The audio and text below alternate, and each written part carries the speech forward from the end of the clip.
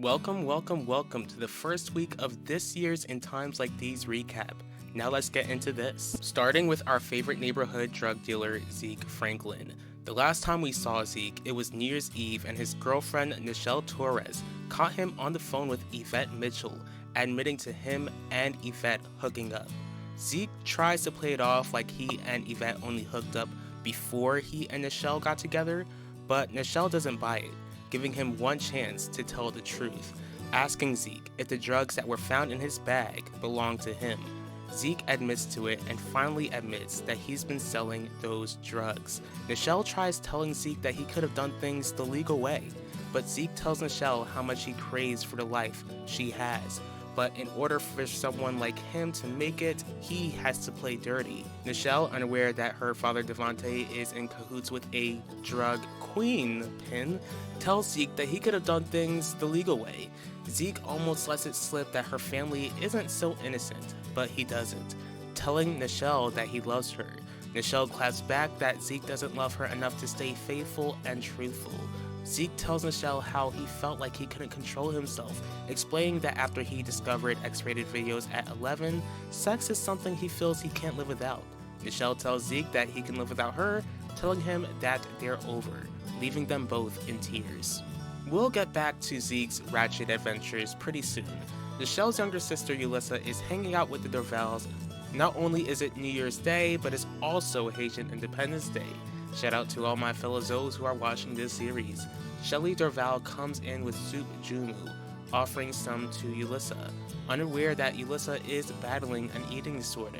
Yulissa reluctantly declines, but when the Dorvals, except for Vanessa, pretty much tells her don't knock it till you try it, Yulissa feels so guilty she ends up crying, eventually revealing to the Dorvals about what she's been struggling with. The Dorvals, her new spiritual family in Christ, assure Yulissa that they'll stand by her side as she fights her battles with her eating disorder. Max Russo gets a text from an anonymous person named Yvette's Avenger, aka Keith Berg, wishing Max nothing but misery for 2024. When his father Gianni enters the room, he keeps quiet about the message, expressing to his father how he doesn't want to go to school after the break is over since people haven't forgotten about Yvette's allegations.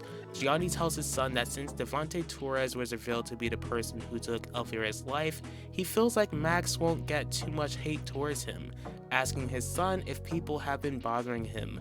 This causes Max to lie and say that no one has. Then Gianni tells his son that the only battle he has to face is getting ready for the trial. Max tells his father to state how there are other battles he needs to face. Confused, Gianni asks Max what other battles he has to face. Gianni is reminded of Ben's alcoholism and that Heidi is out of the house, causing Max to question if Gianni will divorce Heidi. In order to calm Max down, Gianni encourages his son not to take on other people's burdens and to just focus on getting through his own issues. Max reminds Gianni how that wasn't a solid answer, but Gianni disagrees. Zeke sees Nichelle at school, but she walks away from him. Then he runs into Yvette. She reminds Zeke how he didn't do as she asked. In response, Zeke tells Yvette how Nichelle heard him on the phone, admitting that they hooked up. This surprises Yvette as she begins to tell Zeke how sorry she is, but he's not willing to hear it. He goes on to tell Yvette that if she had only left him alone and didn't call, then he and Nichelle would still be together. Yvette sees that he really cared about Nichelle. She begins to wonder if Nichelle no longer believes that Max forced himself on her. Zeke doesn't know, but tells Yvette that if the whole school finds out about the two of them, then she better not accuse him of anything. Yvette promises not to do anything like that to Zeke, stating how she sees how much she's already hurt him. This causes Zeke to ask her if Max really did force himself on her. She continues to claim that he did, stating how that event, and with her parents' issues, she wasn't thinking clearly on New Year's Eve, telling him that she can speak with Nichelle for him. Zeke feels like that would only make things worse. She begins to ask what could help him feel better. Knowing that Zeke can't keep his hands in his pants, he hooks up with Yvette in the school basement again. On the beachfront of Theodosius' palace, Devante is exposed as a person who took Elvira Russo's life all of those years ago. Because of the diary, Ben knows that Elvira wanted to get back with Udell Mitchell and end her affair with Devante. He also knows how Devante wanted to leave Isabel for Elvira, so it makes perfect sense for Devante to be the one who took Elvira's life. Devante flashes back to the day he told Elvira that he would leave Isabel for her.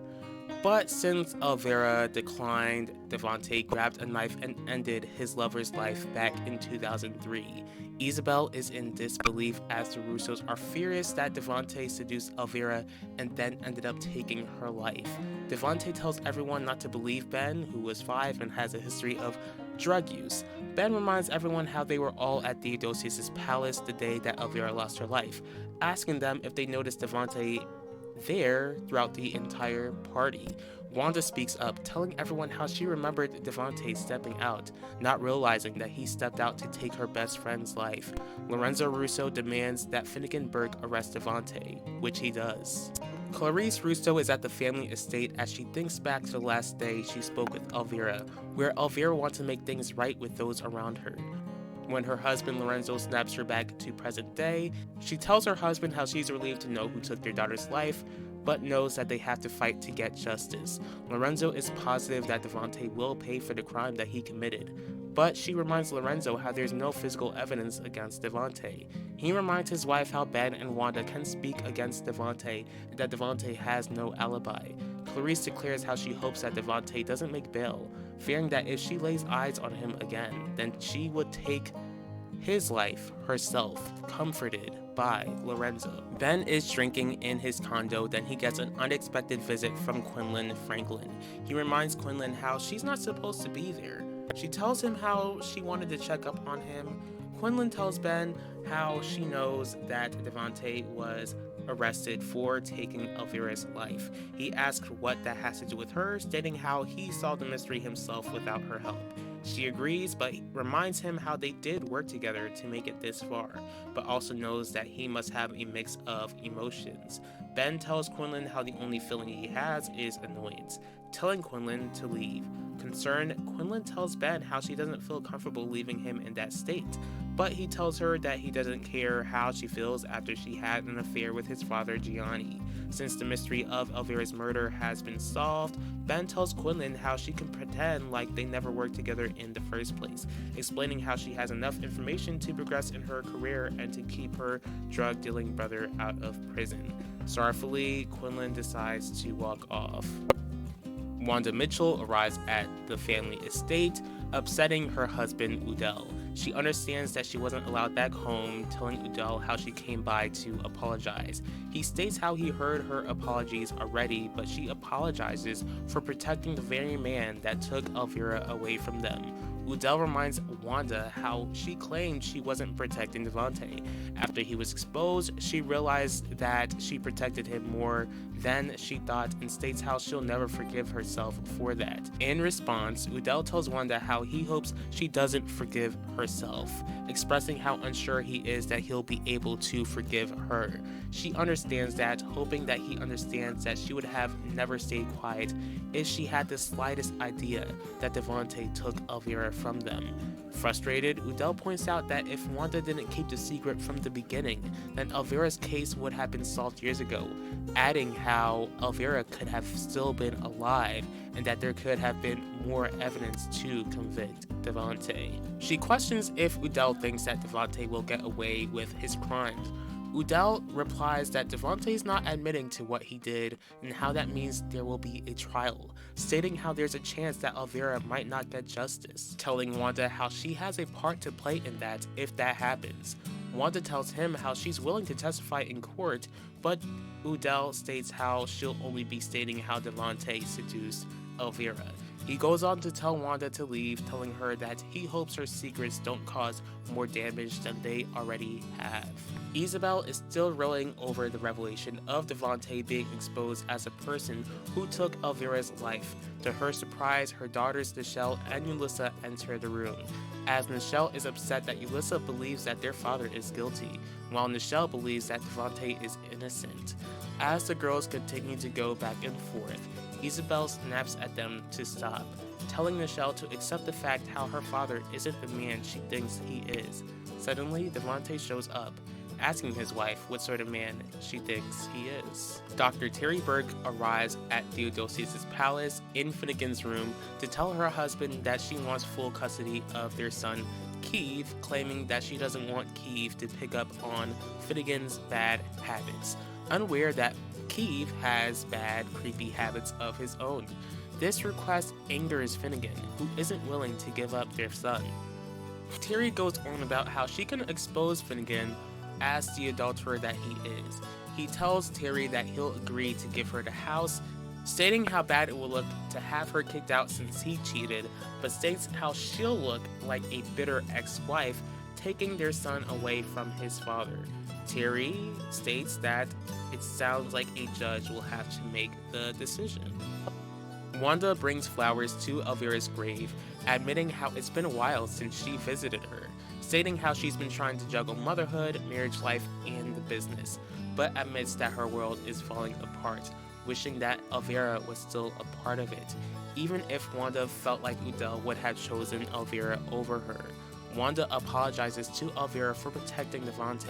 Wanda admits how she was afraid of losing their friendship if she told anyone that Devante was a man Elvira had an affair with, even afraid of herself, knowing that she was growing feelings for Udell, something that she was certain that Elvira would have never forgiven her for. Leaving the flowers at Elvira's grave, Wanda tells her friend how she'll do her best to visit her more often, that she misses her and that she loves her.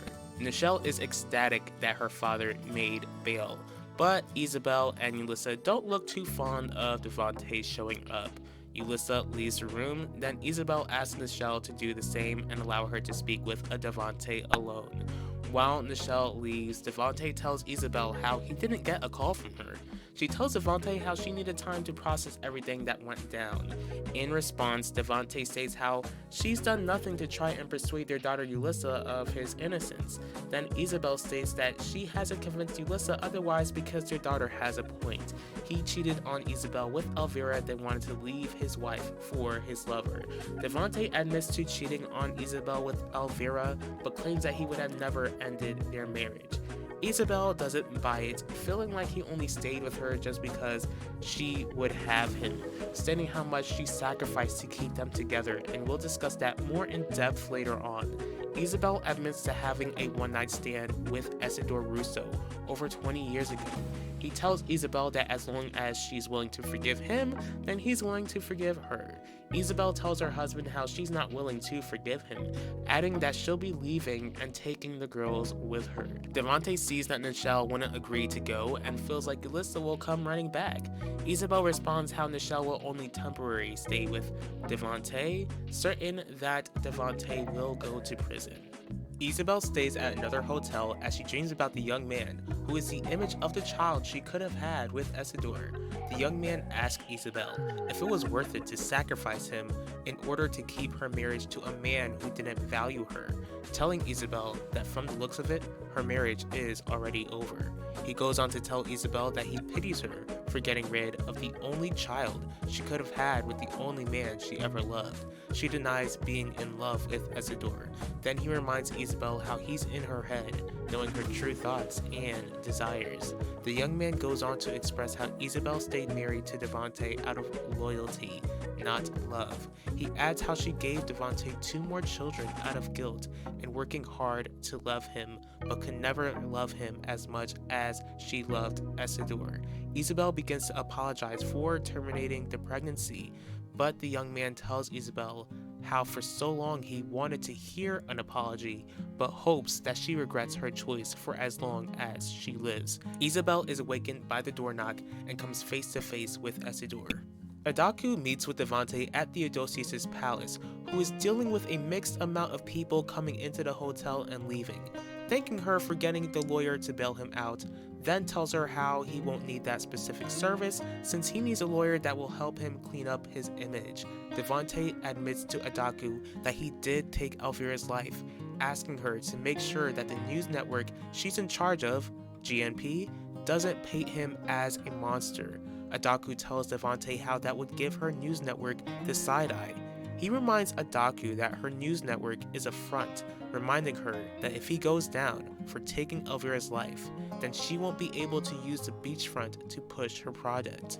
Adaku begins to ask Devante what lawyer he plans to get. We find out that answer quickly when Harley is approached by Devante. Yulissa runs into Nichelle at school as Nichelle tells her younger sister how disappointed she is that Yulissa and their mother could abandon Devante when he needs them the most. This frustrates Yulissa, stating how Devante should have thought about that before he took Elvira Russo's life. Once again, Nichelle asks Yulissa how she's so sure that Devante did what he's accused of.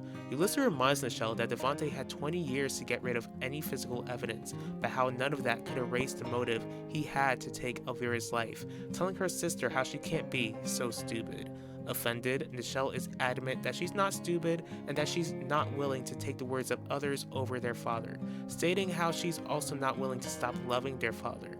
Yulissa makes it clear that she never stopped loving their father, stating how much it hurts her to know that their father did something so awful. She goes on to say how she prays for her father to give his life to Christ and that he admits to his wrongdoing. Nichelle feels like Devante doesn't need prayer when we all know he does, asking Yulissa if she and Isabel understand how they're tearing this family apart, stating how their older brother Pacho started it, believing that Isabel and Yulissa will follow Pacho's lead.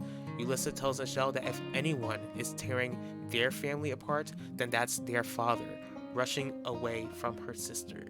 In the bathroom, Yulissa struggles on whether to force herself to throw up or not, then calls her brother Pacho, telling him how everything is falling apart and needs him to come back home. In an undisclosed location, we finally get to meet Pacho. Well, some of him, at least. Can't get enough of the crazy world of In Times Like These, and treat yourself to a binge watch of In Times Like These. Don't forget to like, comment, share, and subscribe.